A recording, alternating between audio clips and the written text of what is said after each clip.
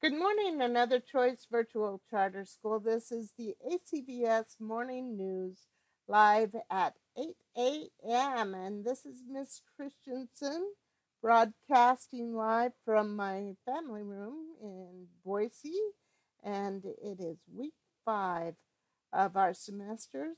This is Wednesday, September 16th, 2015. And let's pledge allegiance to the flag. If you'd like to join us, please stand. Face the flag either in your room or on the computer. Put your right hand over your heart and ready, begin. I pledge allegiance to the flag of the United States of America and to the republic for which it stands, one nation under God, indivisible, with liberty and justice for all. All right, this is September 16th, and actually yesterday started Spanish Heritage Month, which lasts from September 15th to October 15th. So if you have Spanish heritage, that would be a great thing to celebrate and think about this month. Tomorrow is Constitution Day, and it's tradition to eat ice cream on Constitution Day. So I'm telling you about that today so that you can go out and get ready so tomorrow you can have ice cream. The reason why we eat ice cream on Constitution Day was because the father of our Constitution, James Madison, later, after the Constitution was signed, he married a lady named Dolly, and James also became president of the United States later on in the 1800s. And during the time he was president, England declared war on the United States again. And so we were at war in 1812 when James Madison was president.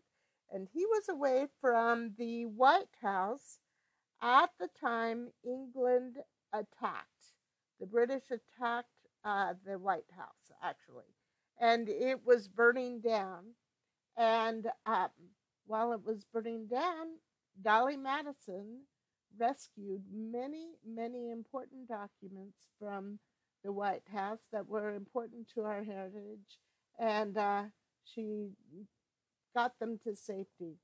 Well, Dolly Madison was also the first person to ever serve ice cream in the White House. And so, because of her, because of Dolly Madison, and the fact that James Madison is the father of our Constitution, it's tradition to follow her tradition of serving ice cream to guests in the White House. What a fun tradition to have, huh? All right, so going on. The 22nd, next Tuesday, is Frisbee Mania in West Park from 12:30 to 2 for the elementary students only. And then the week after that, there's no school that week, fall break. The Tuesday after that, we'll have school picture retakes. You'll get a free ID card with that, and that will be from 4 to 7:30 p.m. that night. On that Thursday, the 8th, October 8th, when we get back, it will be an elementary only activity, Zoo Day, from 12:30 to 2:30. The cost will be only $2.50 for that day to the Zoom. And then on the 9th, secondary only, that will be all middle school and high school students. There will be a free games, food, and fun night. I know of at least one person who says she's coming that night. I'll have to make up a poster for these things. Okay, and then secondary only, the Old State Penitentiary is going to be toured for just the secondary students, middle school and high school, and that will be from 3 to 5 p.m. on the 14th, and the cost there will be $2. Okay, today's Wednesday, not today though.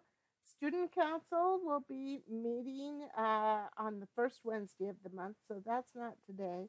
But they have already been meeting. So if you are interested in joining that group, just contact Martha Santos. She sits right at the very front desk as you walk in the door, and tell her you would like to join Student Council, because I know we've been meeting with her, and she says that it's already going. They've already got some good plans. So go ahead and contact her if you'd like to join the Student Council. The History of Cinema and Film Appreciation with Mr. Gibson is happening today at 11 o'clock. At 12:30, the Friendship Club with Mrs. Wolf for kindergarten through sixth graders is meeting. And then at 1 o'clock, 7th through 12th grade FHLA, Future Hispanic Leaders of America. Good time for them to meet, isn't it? That will be with Mrs. Rojas. And then finally, 2 to 3 today will be the music club with Mrs. Kerr. So don't forget, ID cards and photos can be picked up. They are ready. But number one, you have to have had your photo taken at the back to school barbecue on August 18th. Number two, you have to have already paid your student fees. Picture retake night, though, will be Tuesday, October 6th, 4 to 7:30. You will receive a free photo ID card, the kind that look like credit cards, and you will receive one free wallet photo. You may also buy additional photographs if you wish, but in order to get this free photo ID card and the one free wallet photo, guess what? You have to go there and have your picture taken. So do that. Plan on it, okay? Lots of time to plan on that now. Art contest coming up that will be due on December 1st.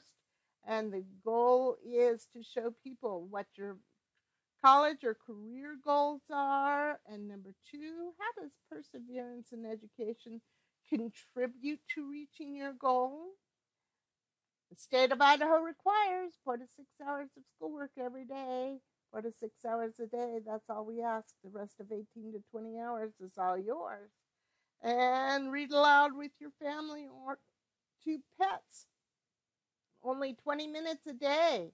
That's the most important 20 minutes of your day and the most productive. It will help you do your homework faster if you do this. So you'll be like saving 20 minutes instead.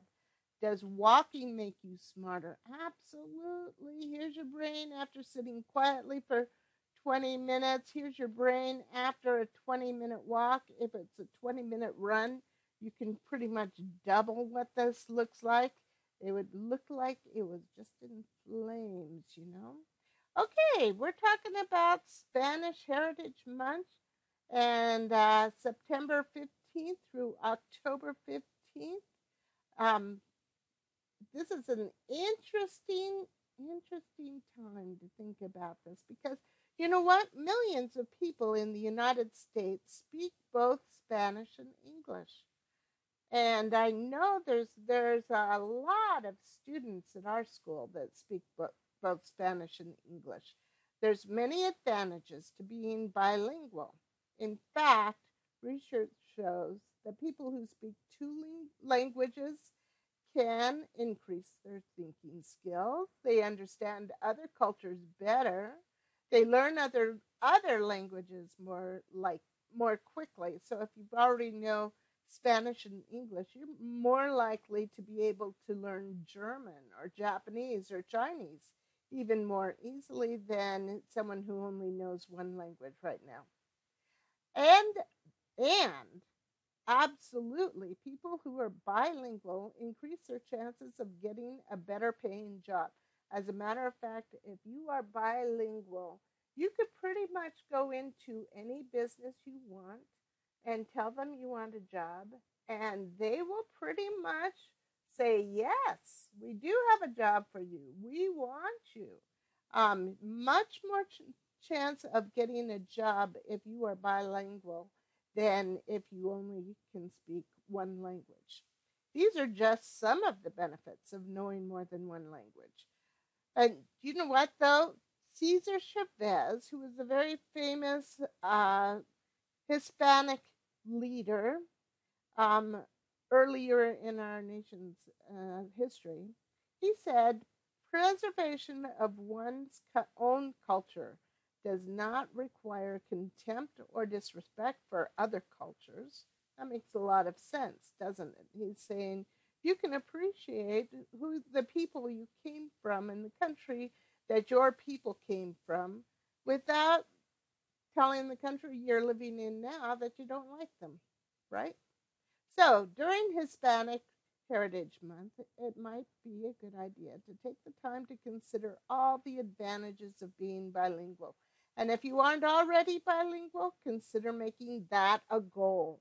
Just imagine being able to think, read, and write in two languages. It's being like two people rolled into one. With something to think about, this is Miss Christensen saying, make it a great day or not, the choice is yours. And we'll see you again tomorrow for Good Morning Another Choice Virtual Charter School, live at 8 a.m. See you later, alligators.